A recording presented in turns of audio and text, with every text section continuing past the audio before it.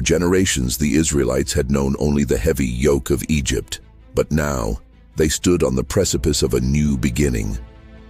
Moses, the shepherd chosen by the Almighty, led his people to the very edge of the Great Sea, where the desert sand met the tide. But the air grew cold with the sound of distant thunder and the rhythmic pounding of 1,000 hooves. Pharaoh had changed his heart.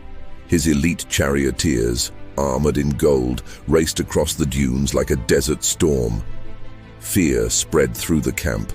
Trapped between an army of steel and a wall of water, the people cried out in despair. Moses looked to the heavens as the sky turned ink black and a supernatural wind began to howl from the east.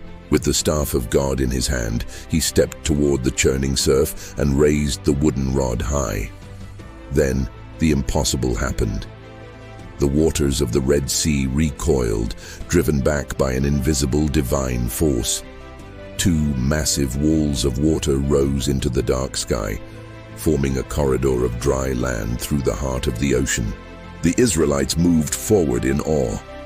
Their footsteps landed on firm ground, where just moments ago the tides had ruled.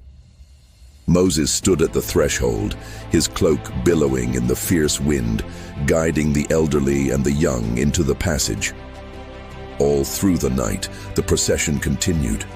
The walls of water stood firm, held back by a power beyond human understanding. But the Egyptians did not turn back. Seeing the path open, Pharaoh commanded his army to plunge into the abyss. The chariots struggled as the ground turned to mire. The pride of Egypt was caught in a trap of their own making.